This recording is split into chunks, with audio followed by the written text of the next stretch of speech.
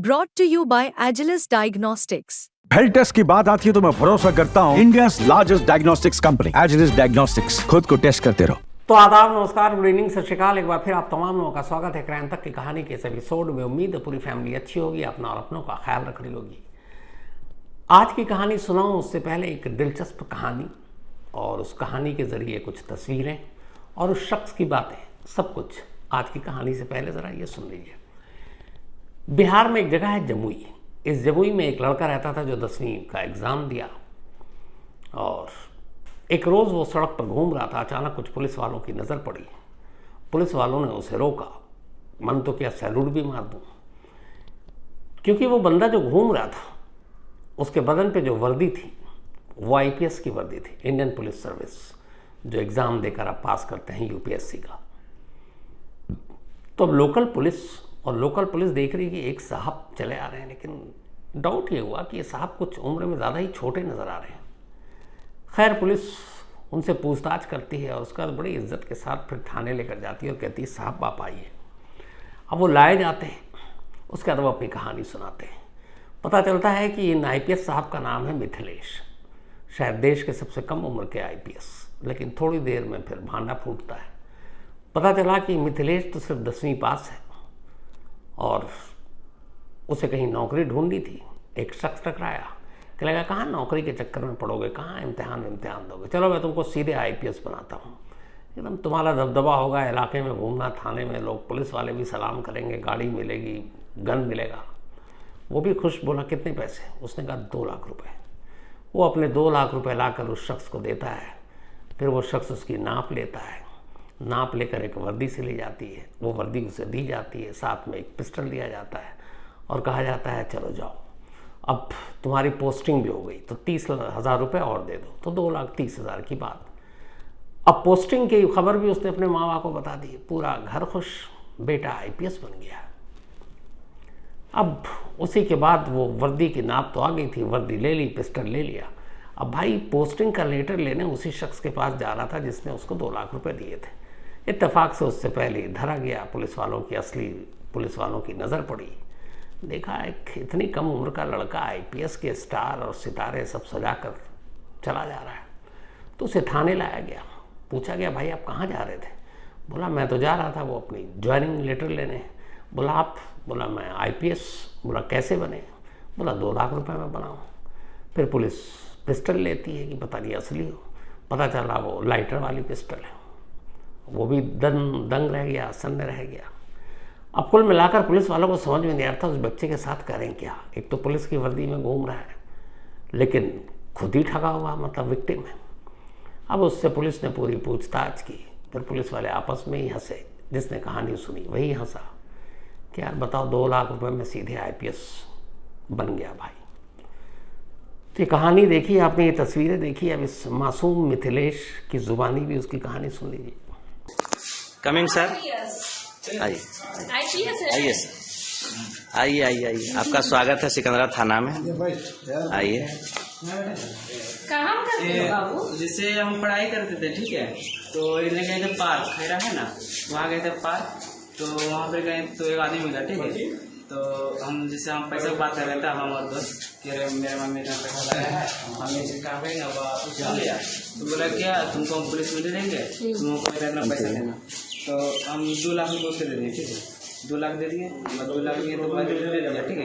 तो बोला हम और खुश हो गए, वर्दी दे दिया। तो फिर बोला अब तुम जेल हो गया, हर तरह मैंने बोल दिया, ठीक है। और उसके बाद क्या हुआ, फिर बुलाया हम कह रहा कि 30,000 मैंने और लेगा। तो कर्जा वर्जा मैंने उतार के 30,000 रुपये मैंने जमा कर रहा था।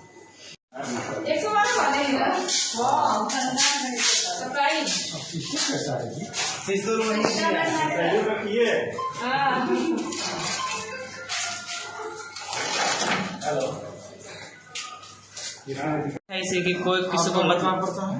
गोवर्धन नाम क्या है?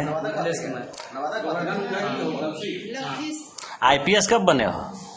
जैसे पैसा दिए बस सब कुछ बन गया। किसको पैसा दिए हो? मनोज सिंह को। कहाँ के है मनोज? खैरा। कब दिया था पैसा? हो गया करीब 1 महीना। कितना पैसा दिया है? 2 लाख रुपये। आईपीएस बनने के लिए? हाँ। कब बना दिया आईपीएस? करीब 2 तारीख को 4 तारीख 4 तारीख को बनाया है। अभी कहाँ घूम रहा था? वर्दी वही बोला ये था। वर्दी पहन के अभी कहाँ जा रहा था? नहीं, वही बोला पहन के आओ तुम। अच्छा, वही बोला ये। पिस्टल दिखाओ, पिस्टल। पिस्टल वही दिया, हमको पता भी नहीं है वही दिया। तो ये थी मिथिलेश की कहानी, कैसे कैसे ठग पड़े हैं। ये वही उसी ये जम्मू जो है उसी बिहार में है जहाँ से इस देश का सबसे बड़ा अब तक का सबसे बड़ा ठग नटवर लाल, बल्कि मिस्टर नटवर लाल ने जन्म लिया था। तो कुछ भी हो सकता है, 2 लाख में IPS भी बन सकते हैं। अब बाद में इन 2 लाख के IPS के चक्कर में असली IPS को प्रेस कॉन्फ्रेंस भी करनी पड़ी थी। तो ये थी वो कहानी, दिलचस्प, थोड़ी गुदगुदाने वाली।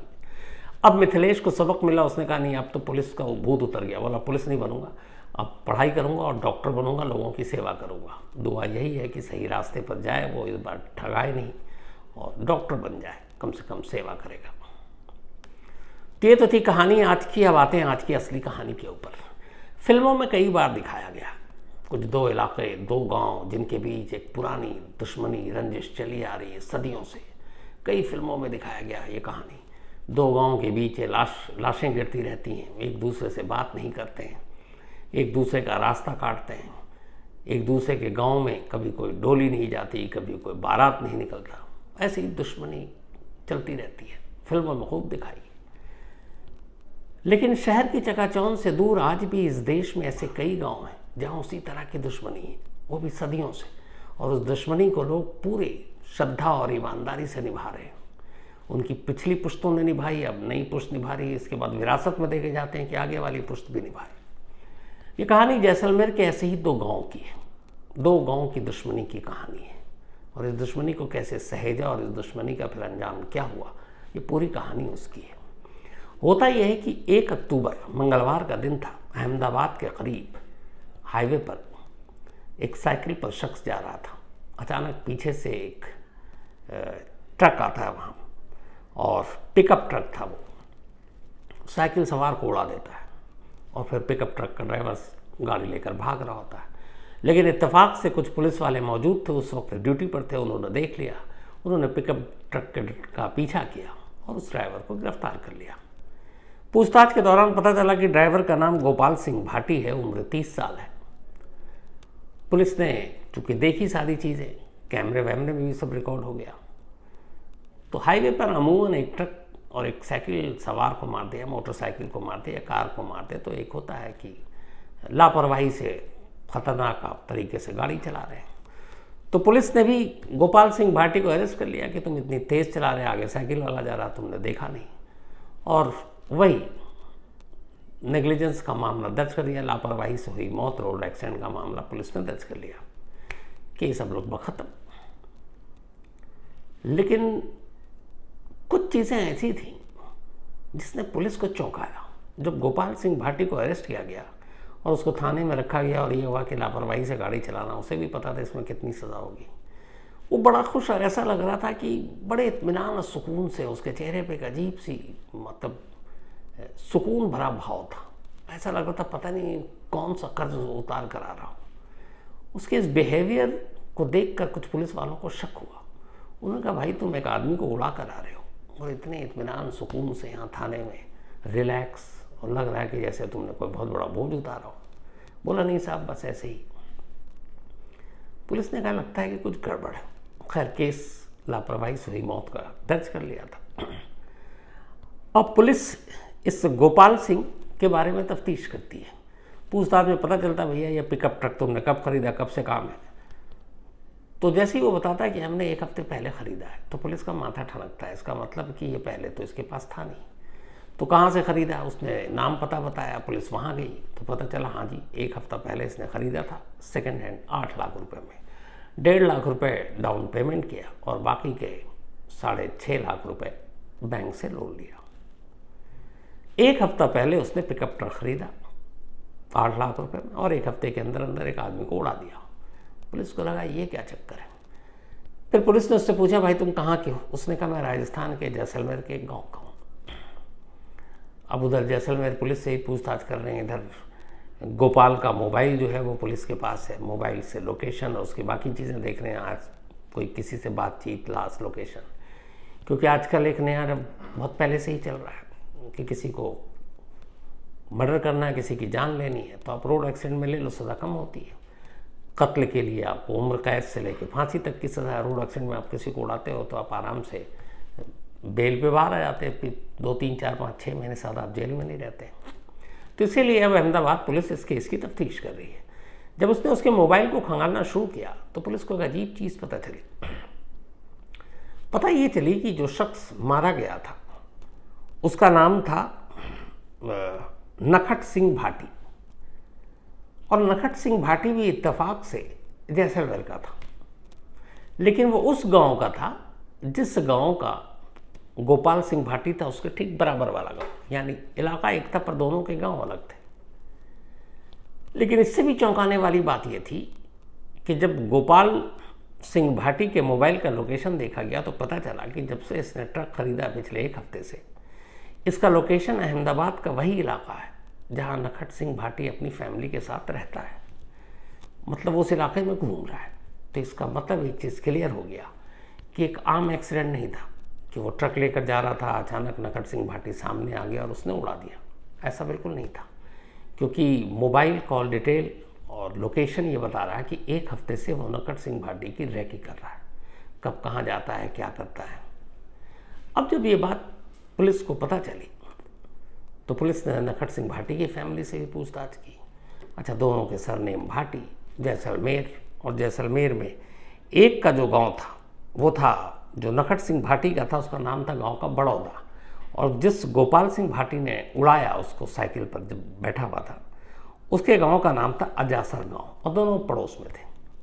अब पुलिस ने और तफ्तीश की तो पता चला कि ये वो 2 गांव हैं जिनके बीच बरसों से दुश्मनी चली आ रही है। 2 गांव के लोग अगर कहीं मिल जाएं तो एक दूसरे से नज़रें हटा लेते हैं, बात करना तो बहुत दूर की बात है। दोनों एक दूसरे के गांव में अपनी लड़की नहीं ब्याहते, कोई उस गांव में एक कदम भी नहीं रखता एक दूसरे के। जिसका अपना गांव वो उस गांव में, जिसका उस गांव में उस गांव में, चाहे खुशी हो या मातम हो, इससे कोई मतलब नहीं। और हर दोनों गांव के हर घर से दूसरे गांव के हर घर की दुश्मनी, और इस दुश्मनी का पालन बरसों से हर पुश्तें करती चली आ रही है। अब अहमदाबाद पुलिस को लगा कि एक रोड एक्सीडेंट, एक साइकिल वाले को उड़ाया, और वो शख्स का जिसको उसने मारा है, गाड़ी के नीचे कुचला है, 1 हफ्ते से उसके घर के इर्द गिर्द घूम रहा है। 1 हफ्ते पहले ही ट्रक भी खरीदता है, और उन 2 गांवों से दोनों का ताल्लुक है, जिन गांवों से दोनों की दुश्मनी है। तो इसके पीछे कहानी क्या हो सकती है? अब पुलिस की टीम जैसलमेर भेजी जाती है। वहाँ जाकर इन दोनों के परिवारों से पूछताछ की जाती है, और जब पूछताछ की जाती है उसके बाद वो सारी चीज़ें अब पुलिस स्टेशन में बंद, एक रोड एक्सीडेंट में एक शख्स की जान लेने के इल्ज़ाम में, लापरवाही से गाड़ी चलाने के इल्ज़ाम में गोपाल सिंह भाटी को अब बिठाकर पूछताछ की जाती है। और पूरे गांव से जो खबरें निकाल कर लाई थी पुलिस, अब वो उसके सामने रखती है। गोपाल सिंह भाटी सुनता रहता है, फिर थोड़ी देर बाद कहता है, आप सच कह रहे हैं, ये एक्सीडेंट अचानक नहीं हुआ, न गलती से हुई, बल्कि इस एक्सीडेंट के लिए मैं पिछले 22 साल से इंतज़ार कर रहा था। 22 साल से मैं मौके की तलाश कर रहा था, लेकिन हुआ यूं कि इन 22 सालों में मैं इसलिए नहीं कर पाया क्योंकि तब मैं बहुत छोटा था। मैं पहले बड़ा होने का इंतज़ार कर रहा था, बड़ा होने के बाद फिर मैं इस शख्स को ढूंढने का इंतज़ार कर रहा था, इसके लोकेशन को पता करने का इंतज़ार कर रहा था, और इसीलिए इतना बरस लग गया। तो पुलिस ने कहा 22 साल तक तुम इसे मारने का इंतज़ार क्यों कर रहे थे? तब वो फिर पूरी कहानी बताता है। गोपाल सिंह भाटी के पिता, उनका नाम हरि सिंह भाटी, बात 2002 की है। हरि सिंह भाटी उसी जैसलमेर के अजासर गांव के रहने वाले, और वहीं गांव में एक छोटा सा ढाबा चलाते थे। उस ढाबे पे बहुत सारे लोग आते थे। इत्तेफाक से उसी दुश्मन गांव के जो पड़ोस में गांव था, बड़ौदा गांव, उस गांव में रहा करता था नखट सिंह भाटी। नखट सिंह भाटी अपने कुछ भाइयों के साथ एक रोज़ उस ढाबे के पास से गुजर रहा था। गुजरते हुए हरि सिंह और नखट सिंह और उनके भाइयों के बीच में झगड़ा हो गया। क्योंकि गांव में तो दोनों के बीच झगड़ा होता ही रहता था, बहाने की बस तलाश रहती थी। तो झगड़ा हुआ दोनों के बीच ज़बरदस्त। इसके बाद नखट सिंह अपने भाइयों के साथ एक ट्रक में बैठा और अचानक उसने ट्रक से हरि सिंह को कुचल दिया। हरि सिंह को कुचल कर मार डाला नखट सिंह और उसके 3 भाइयों ने मिलकर 2002 में। बाद में अब हरि सिंह की मौत की खबर गांव तक पहुंची, फिर कहानी पहुंची कि किस तरीके से ट्रक से कुचल कर मारा गया। गांव वाले पुलिस के पास गए, पुलिस में रिपोर्ट लिखाई। पुलिस ने भी रिपोर्ट के बिना पर और माहौल और ख़राब ना हो, नखट सिंह भाटी और उसके 3 भाइयों को गिरफ्तार कर लिया। गिरफ्तार करने के बाद चालान पेश किया, फिर चार्जशीट पेश की, फिर अदालत में पेश किया गया और कहा गया कि ये रोड एक्सीडेंट नहीं था। इस ट्रक से लापरवाही से हरि सिंह की जान नहीं गई है, बल्कि एक सोची समझी प्लान थी, एक साजिश थी और ये एक मर्डर का केस है, ना कि रोड एक्सीडेंट का। अदालत में ये मामला गया, अदालत ने भी सुना और नखट सिंह और उनके 3 भाइयों को 7 साल कैद की सज़ा सुना दी 2002 में। 2009 आते आते सभी भाई बाहर आ गए जेल से। उधर जब 2002 में ये इंसिडेंट हुआ तब हरि सिंह का एक बेटा गोपाल सिंह, वो 8 साल का था, सिर्फ 8 साल का।